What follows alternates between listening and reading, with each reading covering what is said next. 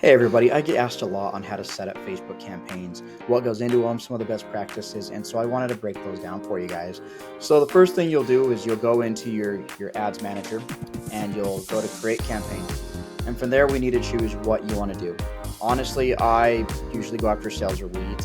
Find that engagement, things like that, those will happen when you're driving sales and leads. So I usually don't focus on that. I focus on what's going to make my company money. In this case, we'll go after sales and we'll hit continue. I'm kind of old school when it comes to it, so I want to manually set up my campaigns. So what we'll do after we've got that set up is we'll name the campaign so we know what we're doing here. So we're going to name it BL-prospecting. There we go. So we've named it BL Prospecting. Then we're going to come in here and make any adjustments that need to be done. First is categories.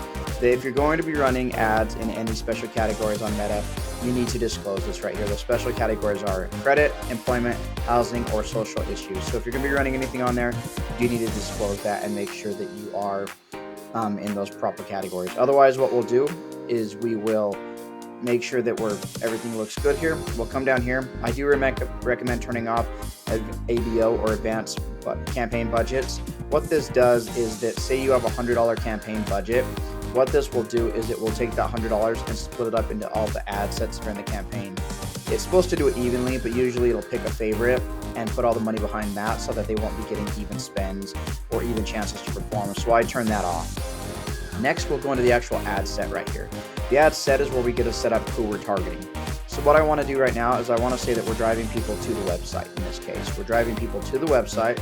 Our goal is maximize number of conversions. We've got our pixel set up here, and now we choose our pixel event. So in this case, we're just going to use a pixel event of a purchase. So we'll just put that in here. That just says that we haven't received any activity in this pixel, which is fine. I'm not running anything on this pixel right now. So perfect. The next thing is dynamic creative. I usually recommend turning dynamic creative on.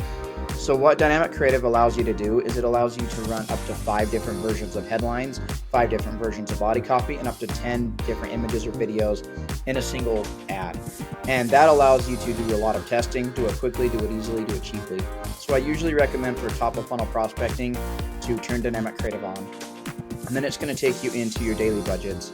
Usually for top of funnel, it is going to be more money to acquire a cold audience, but I usually start it out at a lower budget and kind of test it from there and go and see what happens. So you can select a start date or an end date if you want to, but we're not going to worry about that right now. So the biggest thing that we need to focus on when we're doing prospecting is that prospecting is new people to our site. So the first thing we want to do is come in here and choose our exclusions. And from our exclusions, we want to exclude anybody that has visited our website in the last 30 days because we're trying to bring in new audiences and new people. If we don't exclude these people, then really what we're doing is we're just doing expensive retargeting. So we always want to make sure that we put in these exclusions and exclude anybody that has visited our website. We also would like to go through here and exclude anybody that has purchased from our website, just to make sure that we have all this nailed down and that we're not retargeting anybody that's had engagement with our website. Those are going to be the biggest things right here.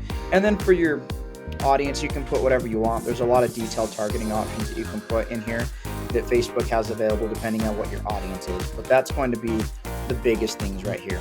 And then once you've got all those laid out, you go ahead and you set up your ads. So you're going to choose your Facebook page, your Instagram account, and then you're going to put in your ad. Just click manually upload, and you're going to go in and you can put in your primary text. You can put in, like I said, as many as 5 different options here for the headline and for the text, and then for the images, put in the URL of where you want your ads to serve to, and then choose your call to action.